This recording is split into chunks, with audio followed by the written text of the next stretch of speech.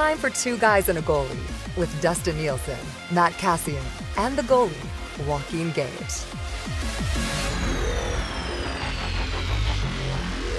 Hello, everyone, and welcome to a Monday episode of Two Guys and a Goalie. Nielsen, Gage, your cast, Hernan Salas, as always, brought to you by our friends at CoolBet Canada. Sign up for an account today. Use the bonus code 2GUYS. That's the number 2 in the word guys. You get a 100% deposit bonus on your initial deposit up to $200. And we should have some NHL free agency odds popping up here at CoolBet at some point before Wednesday. So keep an eye out for that. Stay cool, bet responsibly. Fastest payouts in the industry with our friends at CoolBet. You can find them on Twitter at CoolBet Canada. Boys, that swag is looking good. We got Hernan in the hoodie. We got Gager in a white t-shirt where I may or may not be able to see your nipples. You guys look terrific. I love that. I love that shirt that Gager's wearing, but mine unfortunately looks like it was painted on myself, so I can't wear it. I got to lose a few lbs for the golf shirt as well. It's, I'm looking like a later John Daly with that thing, so I gotta do some stuff I gotta do. Later John Daly with that thing. I love it. All right, so we've got lots to get to. Give us a follow on Twitter if you can, if you haven't already, at Two Guys and a Goalie. You'll find some stuff up over there as well. We're gonna get to. We got to talk about it. We've each brought 2 free agent targets for the Oilers to the table. We will get into that here as we work our way through the day as well, and.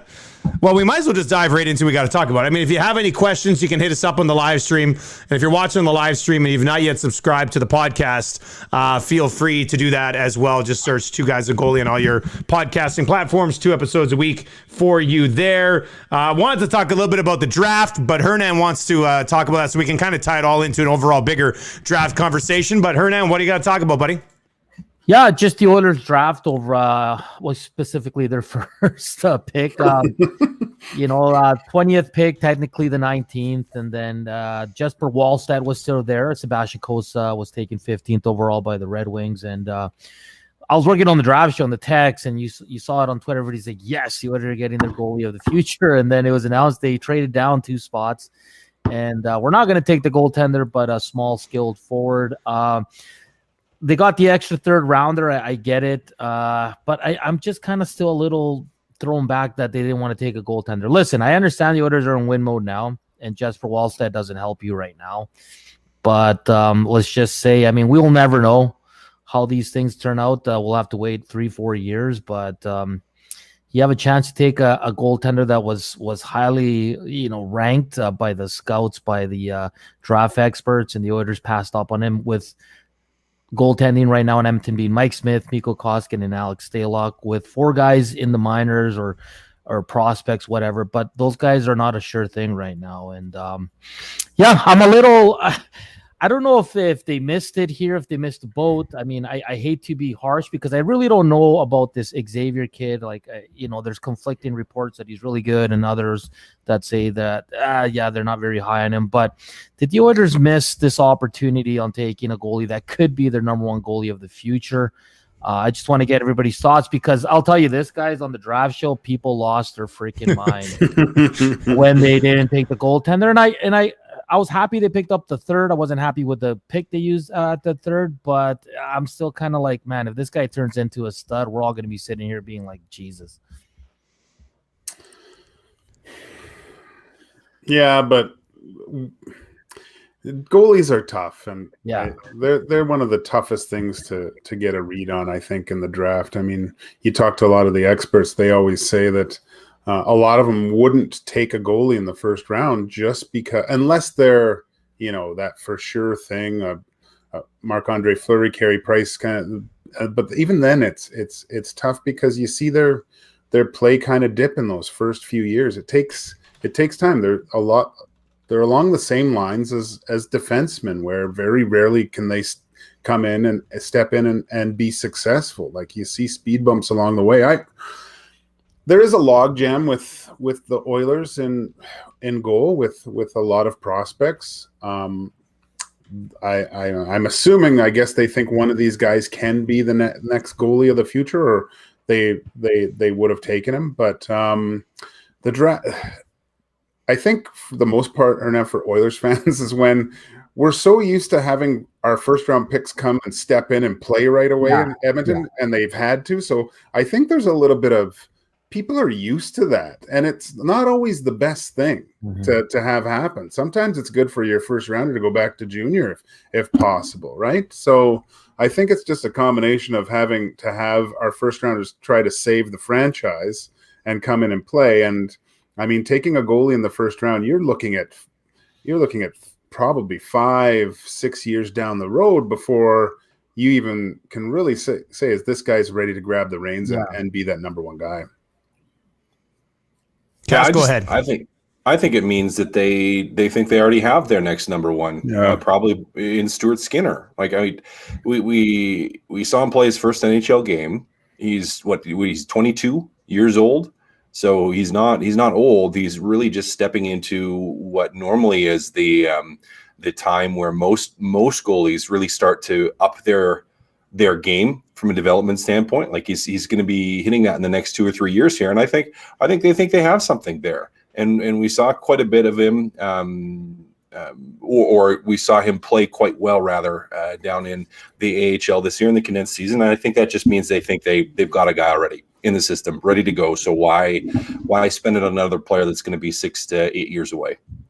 And plus, sorry, Hernan. Plus, no, go ahead. Go ahead. Oh no, just I mean, I don't want to talk about myself too much, but just having that taste last year, just getting around the team for a long period of time and getting that game, that lights a fire in your belly. It did for me at least, and I'm sure that there's a lot more focus and a lot more training going into this summer's preparation, because really there's a spot open for him on this team that I don't think you could say in the past few years. So with a good solid training camp and some good exhibition games, I mean, you could see him in a number 2 role. So I'd be very excited if I was Mr. Skinner at this point.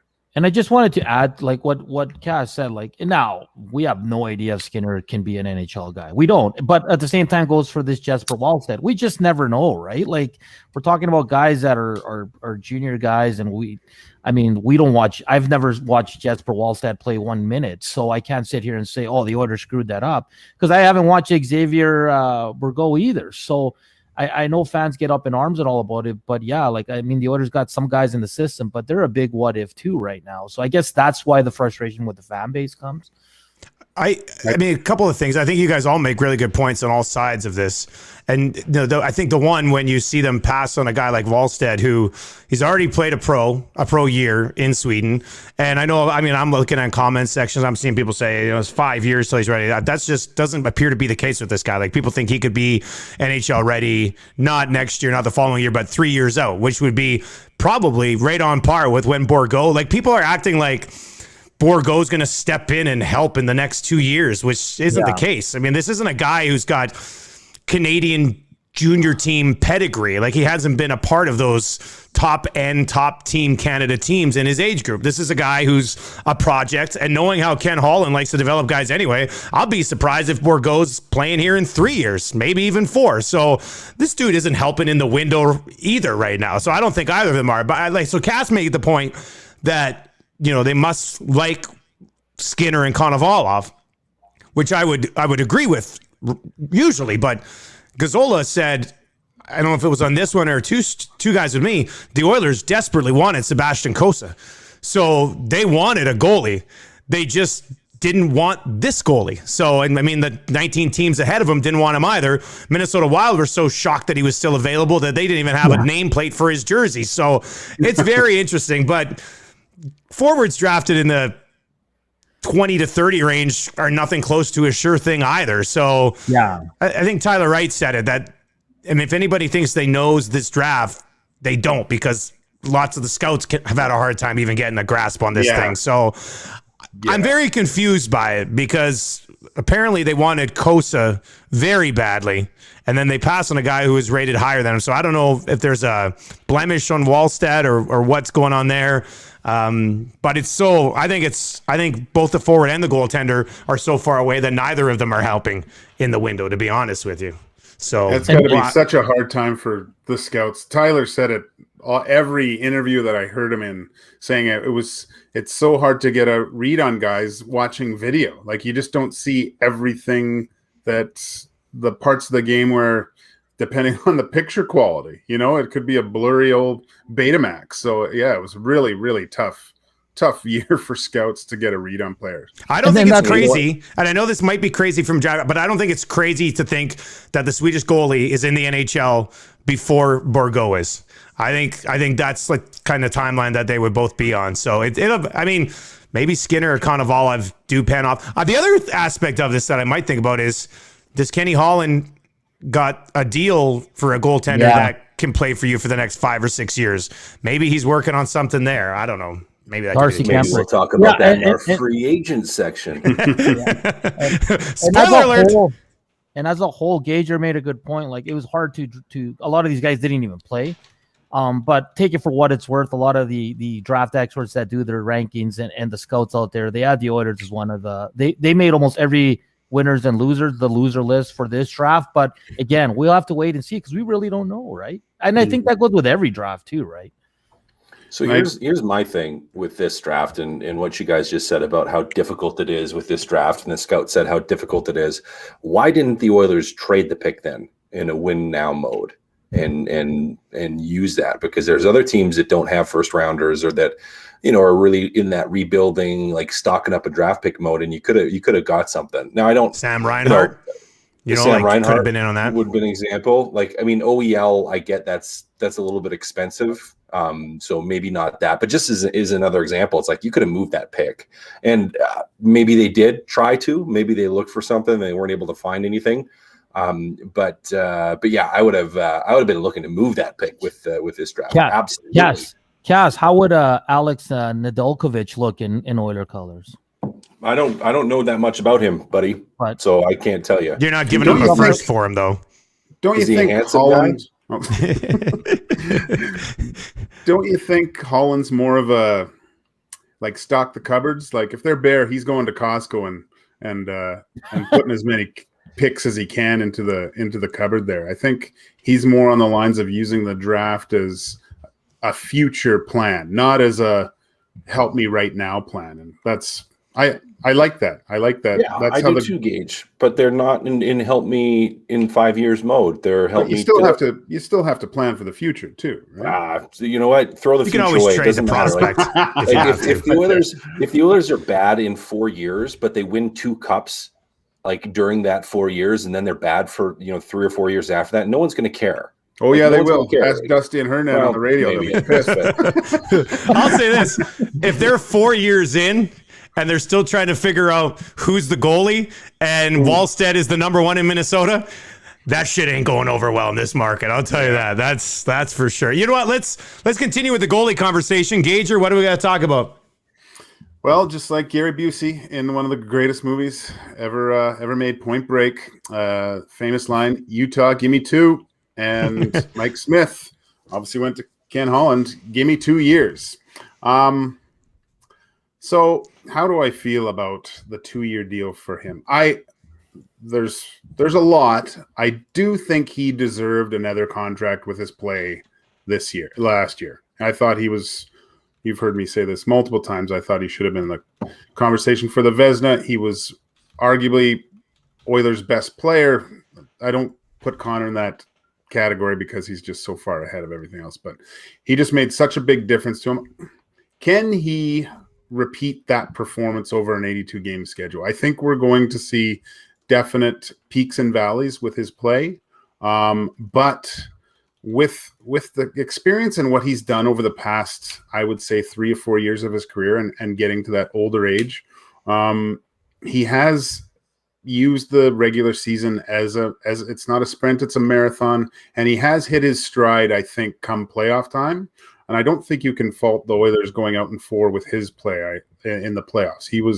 He played quite solid, went head to head with Hellebuck. It just it was really too bad he couldn't get one victory. But I like the second year kind of worries me a little bit, but I think just with his play, he did deserve to get that second year. And I like what he said too. I mean, if he's alluding to finishing off his career with these next 2 years, and what a feather in a cap of a really solid career, NHL career for a goalie, if he can actually bring home a cup to Edmonton and go out on his shield like that would be something else. So fingers crossed for him. I like the fire. I like the stuff, but yeah, let's keep our fingers crossed with injuries.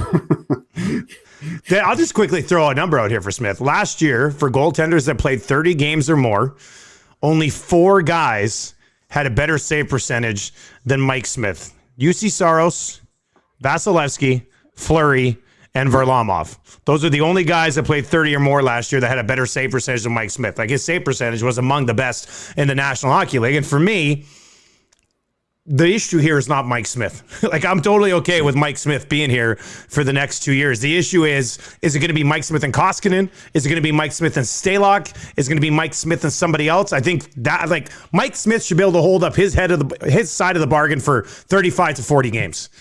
What are you going to pair with him? And I think that's the interesting conversation moving forward. But Cass, Hernan, what do you guys think about Smith coming back?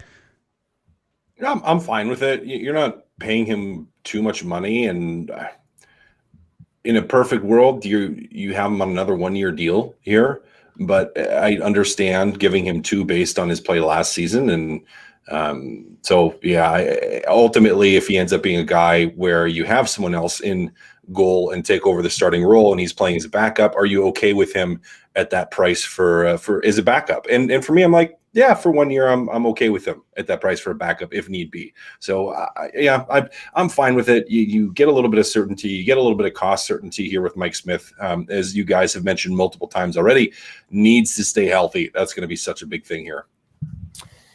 Yeah, it's risky by Kenny Holland, because I look at it this way, guys. Like, Mike Smith was really good in 2019. He was excellent in 2020. He'll be 39 going into this year. I mean, is he gonna be even better? I don't know, man. I think he'll be all right his first year. Like Gager said, I'm a little concerned about that second year, but I think by that second year, they will have a guy that's going to be their number one, and Mike Smith will be their backup. It's risky for me. I mean, honestly, guys, can you see the Oilers winning the cup with Mike Smith and the duels they have now? I don't. And that's just my opinion. Nothing against Mike Smith, but I just don't see it. So I don't mind him coming back. Like Dusty said, I think it depends on who he's paired with, where I'll make my final decision on if I like the Oilers goaltending. But if it's Stalock or Koskinen right now, like, guys, that's not a good duel. It's a little risky. It's a little risky. Stalock hasn't played in a year, and Koskinen is Koskinen, right? So I guess it depends on who he's paired with. But yeah, it's risky, man. I think Kenny Holland took a risk on Keith. He's taking a risk on his goaltending, so hopefully it works out for him. All right, let's continue with what I got to talk about, and that's these buyouts looming here. Tomorrow's the last day to put these guys on waivers to get the buyout. Mikko Koskinen and James Neal are the two that we continue to discuss. My question for you guys would be, and I think Gregor said the Oilers had been having some trade talks about James Neal, and Gazzola had said that there had been a little bit of interest in Mikko Koskinen. Do you guys think it's possible to find a taker for James Neal if you retain a couple mil? That saves you the 3 and 4 years on the buyout. Wouldn't save you as much this year because it would be the full 2 mil. But do you think there'd be somebody out there who'd be willing to take on James Neal in the 3s as opposed to where he's at right now? Or do you think it's just going to come down to Ken Holland having to buy out at least one of these guys tomorrow? I think there could be some interest. I mean, I forget his goal totals over the last 82. Like, he's got what, like 24, I think. 20, like that. And even if, mind you, like 12 of those came in a 20-game stretch a year and a half ago. Yeah. But I mean, if he plays on the Oilers and is in and out of the lineup, I think he can score 10 goals still, if he gets some power play time. I think there's still some mileage on James Neal to put the puck in there. I can see why he would want to do that and retain some of the salary. I think that's the best case scenario for James Neal. I think there could be some interest. Yeah, for sure. I haven't really looked at the teams that I would suggest a fit for him, but maybe one of those teams that's struggling to score. I mean, look at Seattle. That would be kind of the perfect place, I think, for Neil to go, because as we see from their draft choices, there's not a lot of scoring so far. It's interesting that you said that, Dusty, about trade, because their Oilers are taking it right to the wire, right? So obviously there's maybe some talks happening. I have no idea, but at least you're holding that leverage, saying I'm still gonna move. It's going to be interesting because it's going to be one. I'm intrigued to see if it's Koskinen and Neil, because then you're opening up some more cap space and all that. So I don't mind James Neal. I think a trade would work definitely with if they retain some salary, the Edmonton Oilers, but I still think he can help a team. And we got 24 hours to go. The deadline's tomorrow, Dusty? Yeah, deadline's tomorrow morning, 10 o'clock our time is when they'll have to be placed on waivers. So that'll be a big one. Cass, what do you think?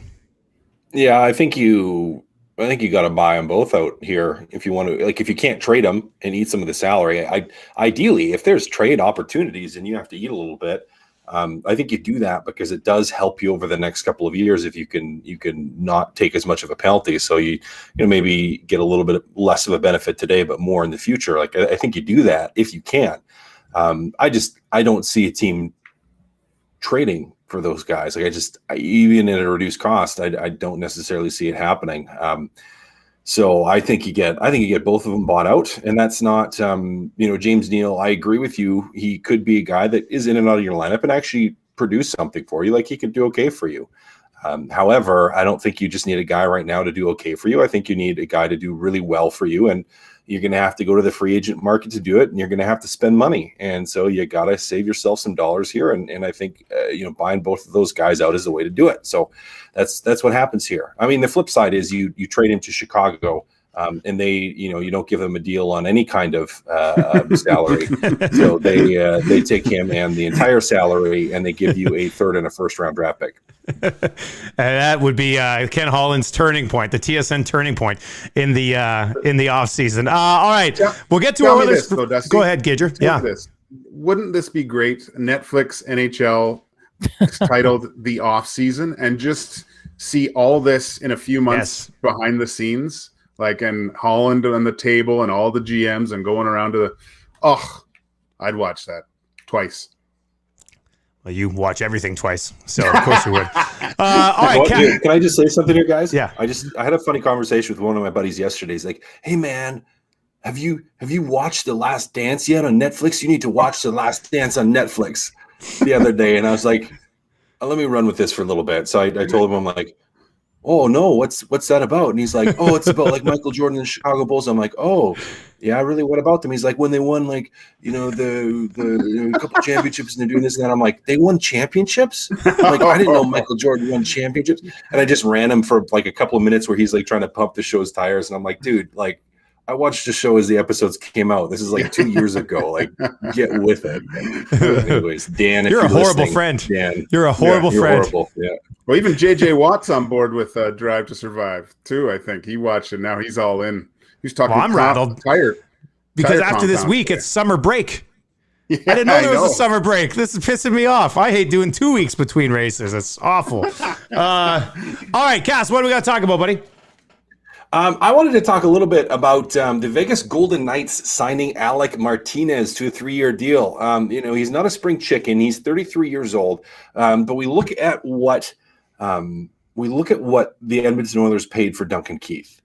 And we look at what Vegas ends up paying Alec Martinez. Now we know that he's signing to stay there, so he wants to stay there. Probably family, got some roots down, which is certainly a contributing factor in the discussion. But I just kind of go like, man, he's got some cup pedigree too.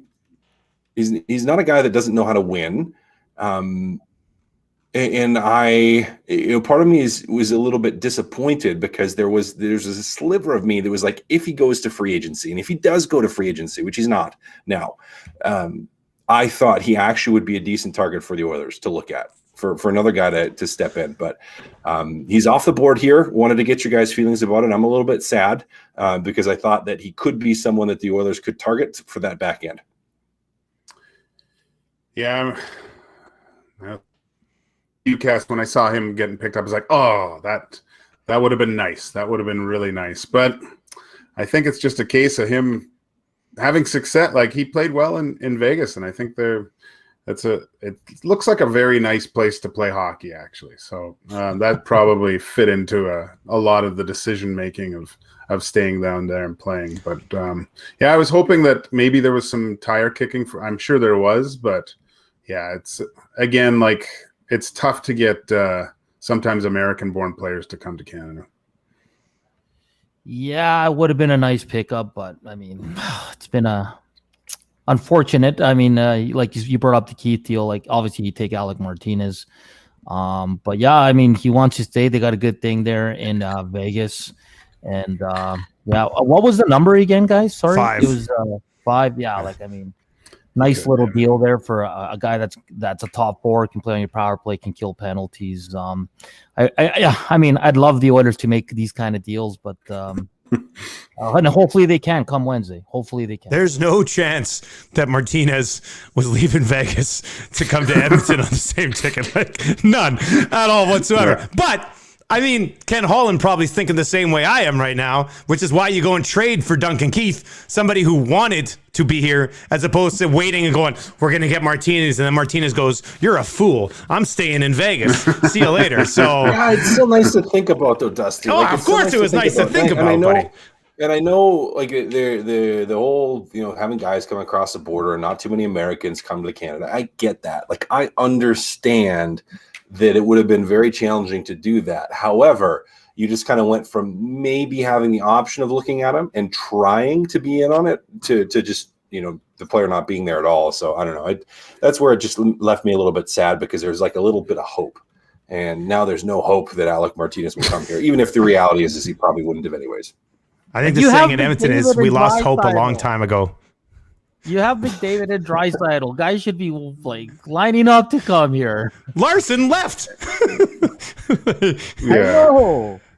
We need guys that had bad years that are really good, but just had one off years, and it was the last year, and they can't get a deal, and then they'll come play with Leon and Connor.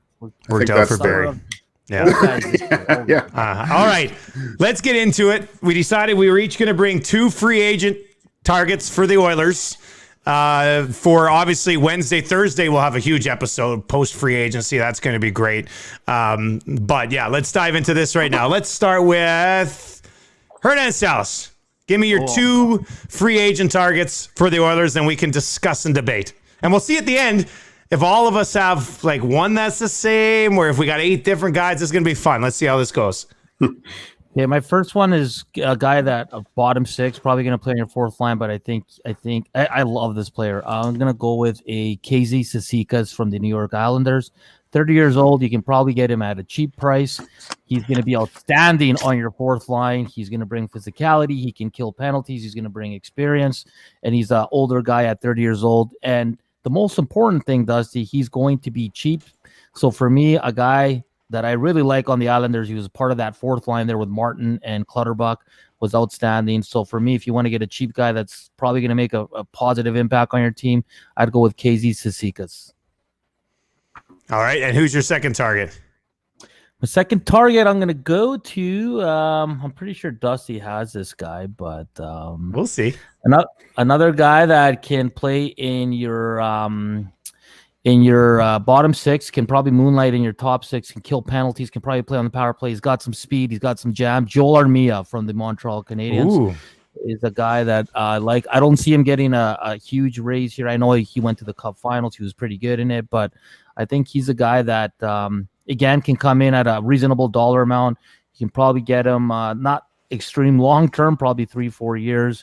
He is only 28 years old, so Joel Armia and KZ Sasikas for Hernan, I think they can come on cheap deals and really help the bottom 6 for the Edmonton Oilers. Boys, your thoughts? I'll say this. I do think retooling that bottom 6 is very important. So I know some people hear you go, those are your 2 guys. Like, you're not going to bring in another scoring forward or a D-man. Like, can I defend that, though? Because Hyman's coming in and the top 6 is set. This is post-Hyman. You're right. Yeah, and he already said he's not going big name hunting on the back end, and I don't think they're bringing in a free agent goaltender because they got 3 guys here right now. That's why I went bottom 6. No, I like those 2 guys. I think Armia would be a great get. That's one of the things that I talked about. If you can buy out James Neal, you can just use your James Neal savings on Joel Armia, which would be way more impactful for your group at both ends of the ice, I think. So I do like that one. I didn't have him on my list, but you're right, Hernan. If we had an extended list of 5, he would have been on my list. Guys, your thoughts on either Cizikas or Armia? I like Armia from the playoffs. I thought he was solid. He would definitely strengthen the bottom 6 for the Oilers. I like that one, Hernan. I really like that one, actually. Well, the Habs protected him. I didn't even think of that. Even he was a UFA, they protected him because that could have been an easy sign for Seattle. Yeah. Cass, what'd you think? Yeah, I don't think Cizikas. I mean, it would be great. I don't see him leaving New York. Do you? Like, I think they may try to keep that line together. So I just that would be nice. So I don't think he's coming. Armia would be nice. That would be, you know what? I think that's a solid pickup. That'd be, you know, if you could get him, that'd be a solid depth signing. I would like that a lot, actually. Cizikas is tough because they got that great line that's been together forever there with the Islanders, right? Like, if you convince him to leave that'd be great, but I just don't see that happening. But, I mean, as far as that type of player, that'd be somebody you'd love to have in the bottom 6 if you are the Edmonton Oilers. All right, Gager, who do you got? Who are your 2? Is Gager frozen? I think Cass, who do you got? Is Cass frozen? I was on mute. That's what I was. Okay, so I mean, this is a little bit of a stretch here, but okay. This is what I would love this right now is if you buy out. So this is, you're going to kind of have a whole bunch of prerequisites here. So in the next 24 hours, you either buy or to move, find a way to move out both James Neal and Mikko Koskinen. And I think you go hard after Freddie Anderson and you bring in a number 1 goalie. You like Freddie Anderson, hey? I love Freddie Anderson. I think like him too. He gets such a bad rap in Toronto and they shredded him. And to me, it's like, I see an opportunity there where he fell out of favor in Toronto. They're basically running him out of town.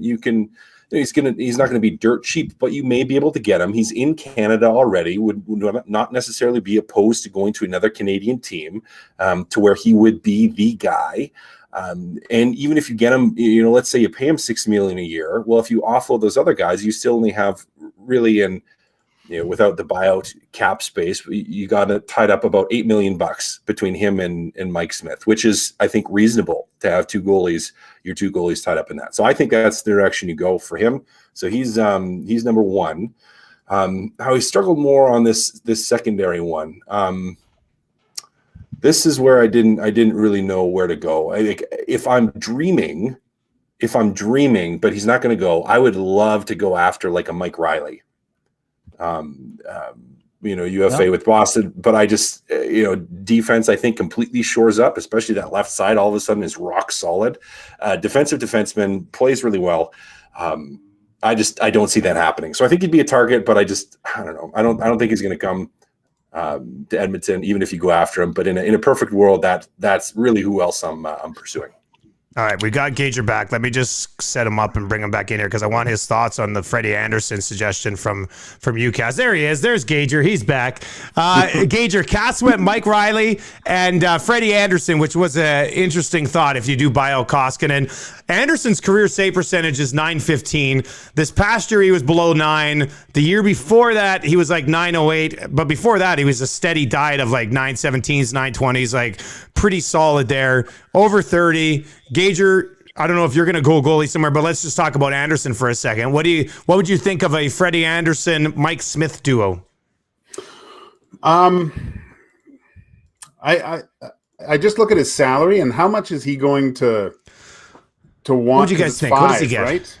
Does he get 4 in free agency this year, or does he still get the 5-ish? Does he want more? Like, I don't think he gets more than 5. I don't think so.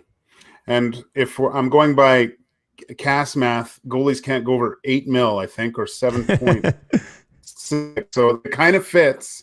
I like that, but then I think I'm going to answer what Hernando said, or maybe if he didn't, it's another goal over 830. the Oilers need to get someone in their wheelhouse of, I think, like 25 to 29 range, and get a goalie that's really starting his stride in prime. I think that's the route. That's the only thing that I'm hesitant with Freddie Anderson, and just some injuries, right? So the last thing, we're all worried about Mike Smith. We get another guy that's having some hip issues now. That's not a good recipe. So I like Freddie Anderson. I think he's great, but I don't think I could do it. I'd like Freddie Anderson at Koskinen's hit, or Koskinen's savings. Something like that would be great. Yeah. Gager, you seemed a little choppy there, but let's get to your two picks just in case we lose you again in a little bit here. Well, I had a bunch of different ones, but some are not realistic. I was going to say offer sheet to Pionk, and but I like Ullmark, really. I think Oilers try to do something with Ullmark, because what is he? He's younger goalie, 27. and 27. I think that kind of makes more sense if I'm the Oilers, getting a guy in that wheelhouse. And Glendening, just someone who can win some draws. That's happening. You look at the stat. That's our running joke, is that future Oiler stats. Luke Glendening. Okay, so that's that. I think that has to happen, Dusty, with draws in our own end. I think I was listening to someone talk about how when Leon Draisaitl goes out there to take the draw, and if he loses it, he's on the defense for a while until the Oilers can get the puck out of the zone, and then there's time that Leon is not on the ice doing what he does best, and that's playing offense in the offensive zone. So to be able to start the play with someone else, and who's pretty responsible defensively, I think Glendening would be great. He fits the age bracket for the Oilers, 32. I like him, but if it was short. Who is your other one, Gager? Ullmark, the goalie. Yeah. I mean, I think at this point I take any goalie for what they have right now. But just on Cass, I almost had Anderson instead of Cizikas too. I think if there's one free agent goalie you want, it's Ullmark or Freddie Anderson. He's only 31, guys, and he's a good goalie, man. I just think the price might be a little too high, but yeah, I like Ullmark for sure, and I think Glendening is probably the most. It's probably the one that's going to happen. I mean, they've been talking. I would think Glendening's probably your fourth line center at the beginning of the season. I think that's probably it, depending on what they do at third line and play McLeod on the wing, or maybe he plays third line with some veteran wingers. I don't know. Yeah, 1 year, 2 year deal for Glendening. I mean, faceoffs are important, and he can kill penalties. So I like those two, Gager. Cass, anything? Well, I'll just throw mine out there. Then we can. Well, go ahead, Gager. Well, I thought Kotkaniemi. He got his offer, but I just think there's something there in Montreal where he doesn't fit into their plans. I think there's a trade that could be there. I think, and then what about Perry too? I don't know. He plays that way that I think the Oilers need when it counts. You're not going to get much out of him in the regular season. I know that, but you don't need much out of him in the regular season, though. No, you don't. So you wait till the end, and he provides that nastiness that you need. And he brings the thing about Perry playing that way. He brings his teammates along with that style of play too, right? It's not just him. So. The two guys I got, one of them is Ullmark. I'm not going to switch it up I'm with Gager on Ullmark. He's got a 9-17 and 9-15 the last 2 years playing behind a god-awful Buffalo Sabres team. So not very many teams where you leave and you go, ooh, I'm upgrading defensively. But going to the Oilers would be one of them for Ullmark. And like we said, he's in that age range. This is you taking a crack at a guy who you can have for 6 or 7 years between the pipes. So I do like Ullmark. I wonder if that guy is actually a possibility depending on what they do with Mikko Koskinen. And the other one for me, we talk about it all the time, and it's 5-on-5 scoring. And I know this guy was such a nightmare in the postseason. Neither of his last two teams have played him. Hall.